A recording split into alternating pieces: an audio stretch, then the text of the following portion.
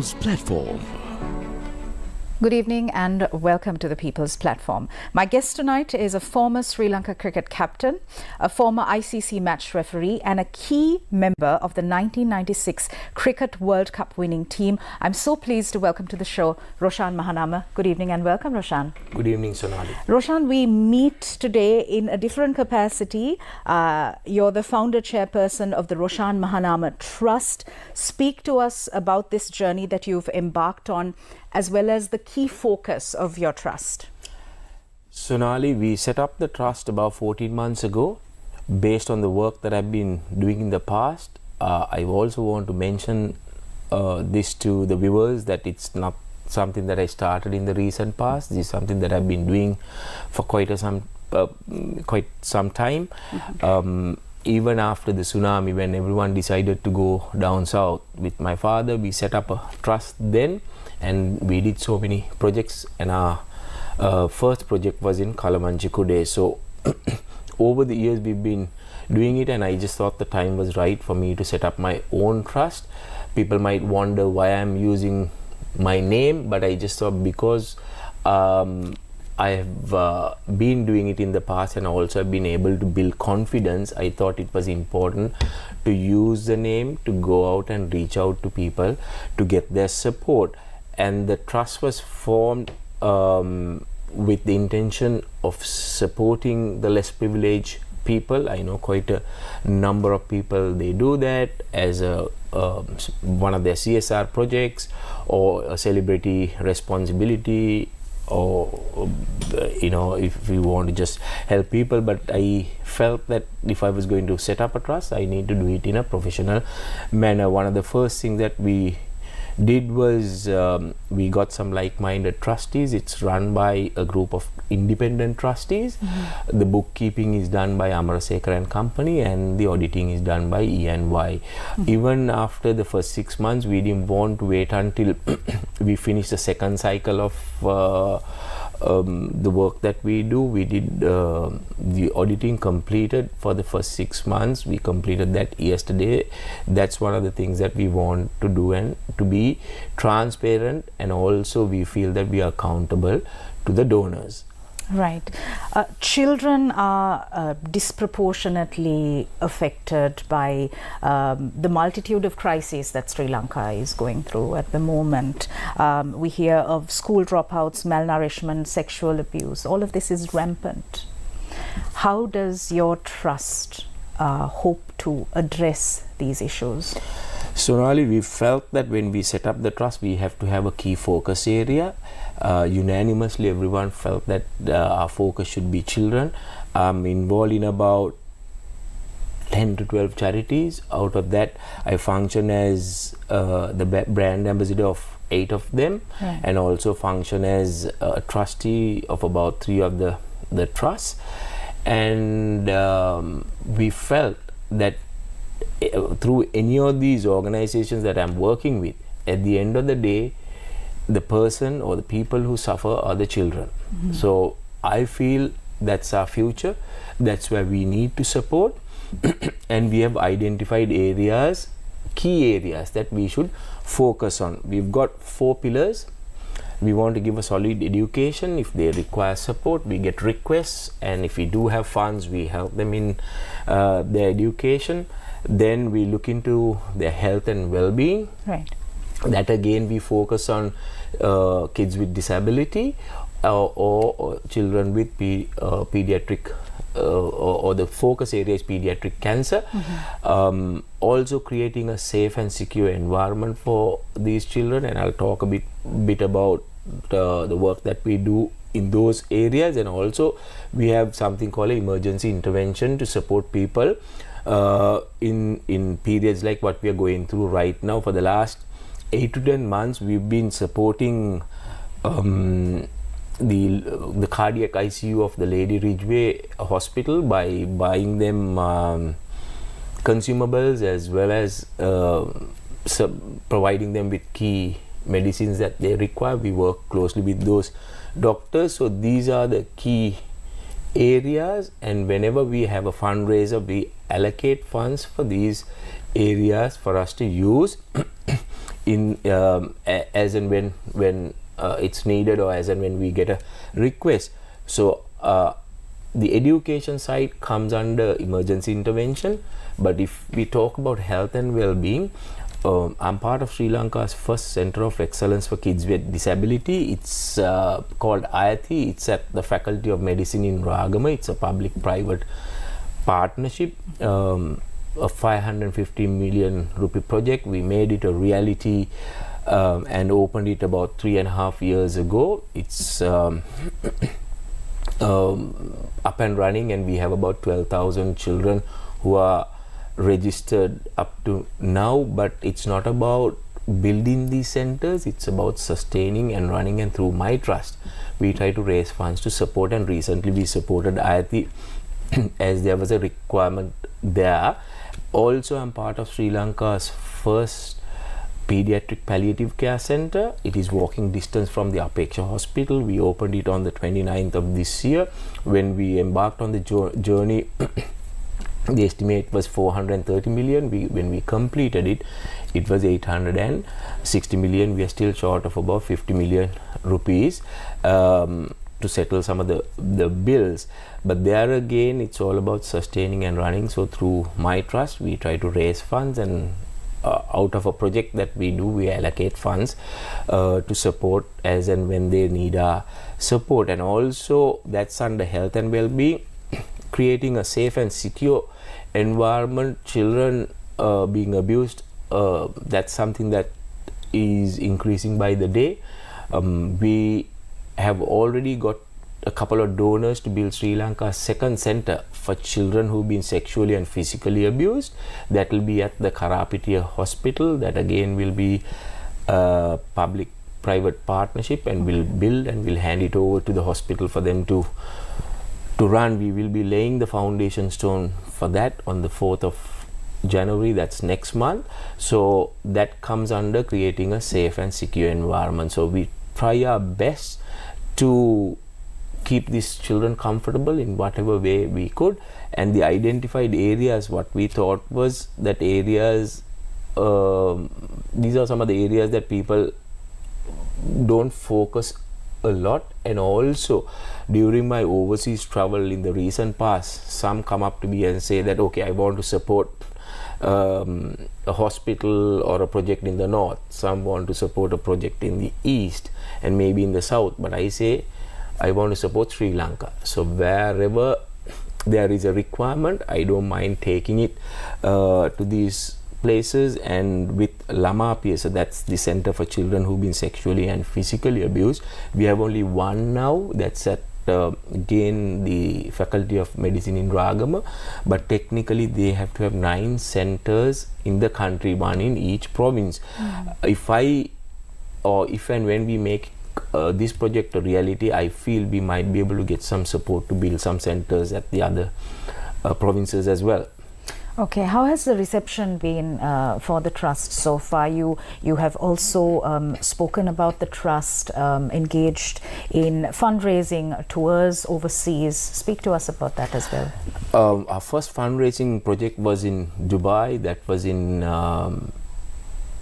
February this year. That was just the start, and the response have been amazing. I'll take this opportunity to thank the Sri Lankans and the friends who are living overseas for coming forward to support.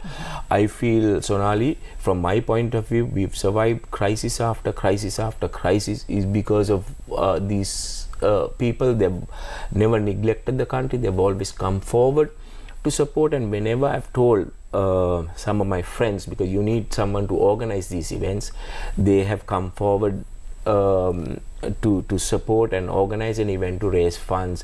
I've had events in Dubai, New Zealand, Australia, Canada, so on and so forth. We have not had one here in Sri Lanka, so we picked this period. I'm sure we'll talk about it as we go along. Absolutely. We are in conversation with Roshan Mahanama. We're going for a short commercial break. We'll be right back.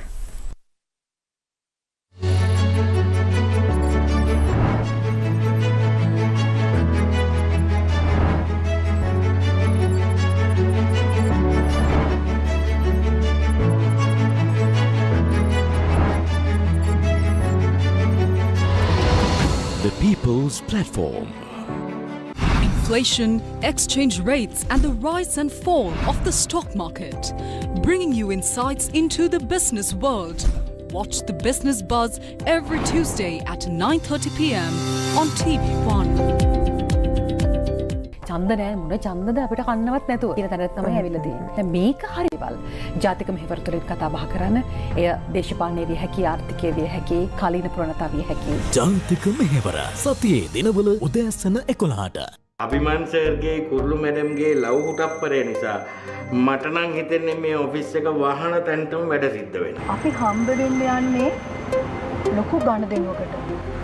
තමුන්ට ලක්ෂ ගණනක සුවිප්තයක් ඇදෙන්න යනවා කියලා හිතනවාකෝ. මම ගයත්‍රයට ලං වෙලා ඉන්නවා දකින්නකොට කුරුළු upset යන්නේ ඇයි? එයා මට ආදරේ නැත්තම් එහෙම වෙන්න හේතුවක් නැහෙනි. තේරෙන විදිහට කියනවාද මොකද සිද්ධ වුනේ කියලා? කුරුළු මට ගැහුවා. නීල පබලු අද රාත්‍රී 9ට සිරස ටෙලිතිරයෙන්. තුන්කල් දකින රටේ හදකැස්ම දැනෙන අධිෂ්ඨානයෙන් නොසැලෙන බලවේගය. ලොකු පොඩි හැම ගමකටම අඩිය තැබූ දුක සොයා යන චාරිකාව. ජනහද දෙනුම් නිකැලල් විශ්වාසය ගම්මැද්ද. හැම තැනම හැම දෙනාම එක් අරමුණකට එක් කළ දශක දෙකක්.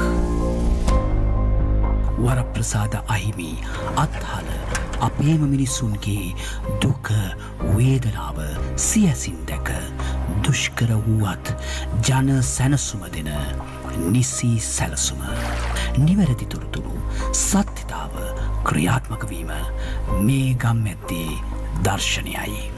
ජන ජීවිතයේ වෙනස වෙනුවෙන්ම බිහි වූ වෙනස. ගම්මැද්ද made in Sri Lanka.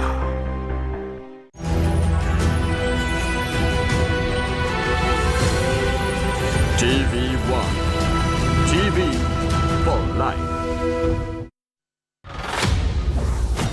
3 Sri Lankans serving in the Ukraine army killed in Russian attack.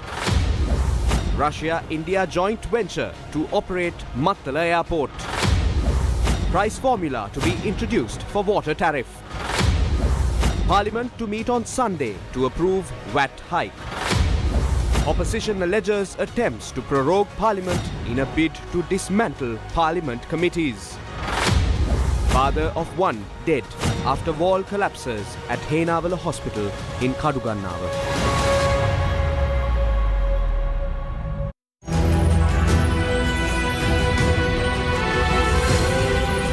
TV1 TV for life.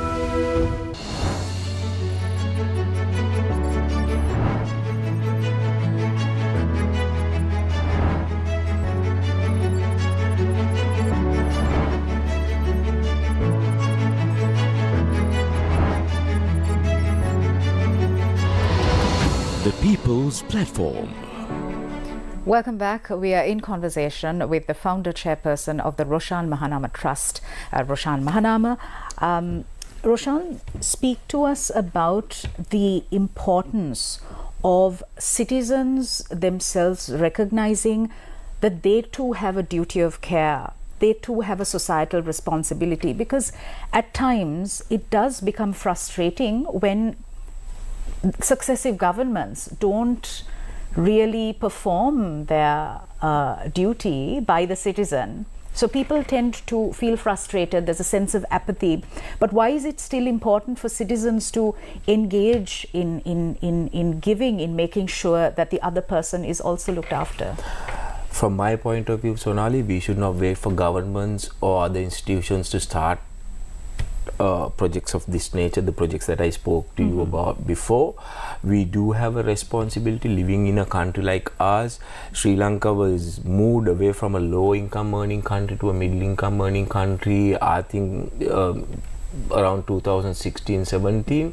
At that point, SOS Children's Villages invited me to be their brand ambassador because they felt that they were losing out on some of the funding, and they wanted someone to promote the cause. But since we've gone backwards in the last few years, they have now got funds to support and look into other areas as well. So if you're living in a country like ours, I think we need to spare a thought to the fellow citizens, our brothers, sisters, mothers, fathers, whoever, and that's one of our responsibilities. I don't know whether a lot of people will know some of these statistics. We were in the top 6 of the World Giving Index about 5 or 6 years ago. The closest countries to us was Australia and New Zealand. These are first world countries, we are third world countries. I know it's quite hard for people, but with all that, we have come forward to support one another, and I feel that we need to keep doing that. That's one of our traits, that's one of our qualities, and we need to pass this on to the younger generation. I think they see it differently sometimes, but they too come forward to support some of these causes in their own way. But this is something that we will have to do until we have a group of people who will make the lives of our citizens comfortable. Speaking about corporates, the corporate sector, the business sector, they too have a key role to play. Most companies have a CSR budget. How can the business community assist or be a part of such initiatives? I mentioned before that we should be thankful to the fellow Sri Lankans who are living overseas and their friends and some of these donor agencies, but I also must say that we should be thankful to our corporates. They have always come forward to support worthy causes. They have not looked the other side when their support was required. They'll come forward if it's natural disaster, you name it. And even some of these projects, I know it's not fair for me to mention some of the names because I might miss out, but even Ayati is backed by 2 leading corporates. Then Suwarana, there are a couple of corporates that has come forward to support. Even the Suwarana, the center that we are going to build, these are people who are living overseas but they have businesses here, so they have come forward. And there have been a few companies who have worked with me in the past. They have helped me to buy pediatric cancer medication. They have also helped me to supply consumables to the Lady Ridgeway Hospital, like I mentioned before. And I recently received an email from another top corporate to see whether they can join hands with us to support some of these projects. So like I mentioned before, if these organizations want to focus or look into disability, yes, we have Ayati. They want to look at pediatric cancer, we have Suwarana. And also if they want to focus on areas such as children who've been sexually and physically abused, we have Lama PS. So these are areas where these children are neglected. And I also want to say, some might feel that why are we focusing on projects that are in and around Colombo? But these are national centers. Now I know there are other centers that focus on children with disability, but the national center is Ayati. So these children, if they can come to Colombo, get professional guidance, it will help the child. Suwarana, everyone thinks that there are other in other provinces there are wards, but the only pediatric cancer ward is at the Apeksha Hospital, so they have to come down to Colombo. So these are national centers. So I think if we support causes, even the cardiac ICU of the Lady Ridgeway Hospital, if children have to go through heart surgery, they have to come to Colombo. So these centers need support, and I know corporates have been supporting, and they could join hands with us to make the lives of these children comfortable. In terms of the sustainability of these projects and initiatives, how successful have you been, and have you put in a set of procedures to ensure that the sustainability aspect is there? That's one of the things that we are focusing through the Roshan Mahanama Trust, especially for Ayati and Suwarna. Like I mentioned the figures as well. We managed to complete these 2 centers, but the challenge is to sustain and run. That's where we need the support of like-minded corporates as well as like-minded individuals. I will not wait for anyone to push me, but through our trust we will do our best to try and raise funds. Recently I was in India, met a group of high net worth individuals as well as some of these donor agencies to see whether they would like to focus on some of these areas and partner the Roshan Mahanama Trust going forward. So I've been spending my time, whereas a lot of people would use that time to monetize for themselves, but I'm trying my best to try and raise funds for these causes that I have agreed to support. So to sustain, it's not easy, but by saying that, we should not just wait but keep trying and get support. We've come this far. I think it's about 3.5 to 4 years now since we opened it. Suwarna just 4-5 months, but we get support from SLAMNA, that's Sri Lanka Medical Association of North America, and so on, that again a group of Sri Lankans who are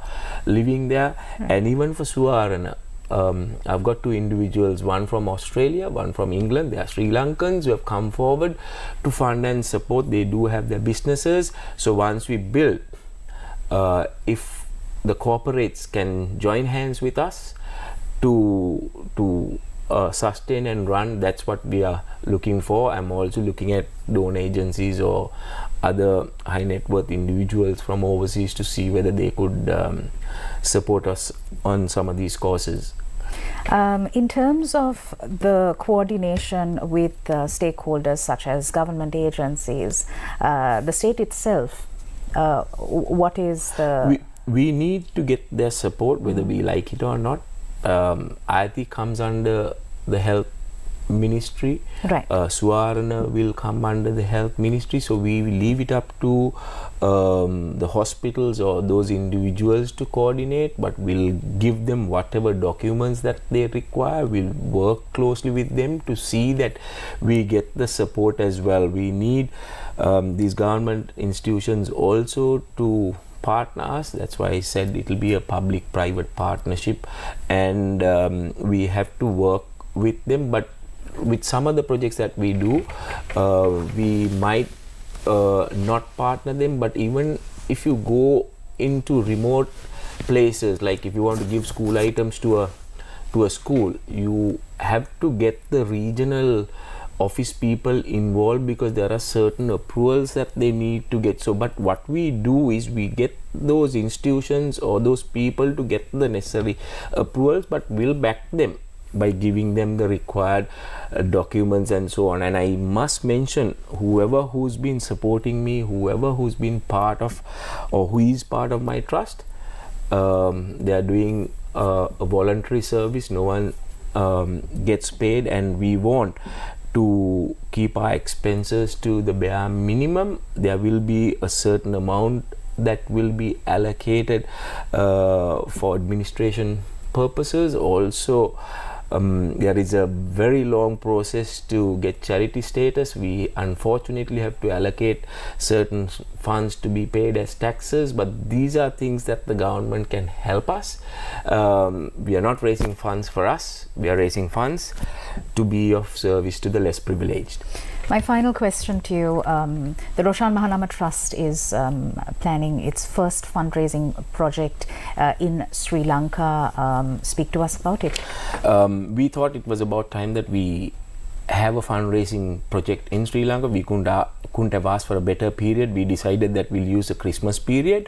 It's called Lights of Love, where people can purchase a bulb. A bulb will be 1,000 rupees. We came up with 1,000 rupees so that we allow everyone, each and everyone, to come forward to support. It's a very simplified campaign. If they want to donate, they can donate through www.roshanmahanamatrust.com. That's our website details. The Christmas tree will be placed at the Havelock City Mall from the 8th, and it will be there until the 31st of December, and a bulb will cost 1,000 rupees. So we want to have as many bulbs as possible. Our aim is to try and raise 5 million rupees. So our aim is to sell 5,000 bulbs. So I request everyone to come forward and be part of this campaign, and also show your support towards the Roshan Mahanama Trust. All right, fantastic. Thank you very much, Roshan, for your time. Thank you, Sonali. Thank you for watching us. We'll see you again tomorrow. Good night.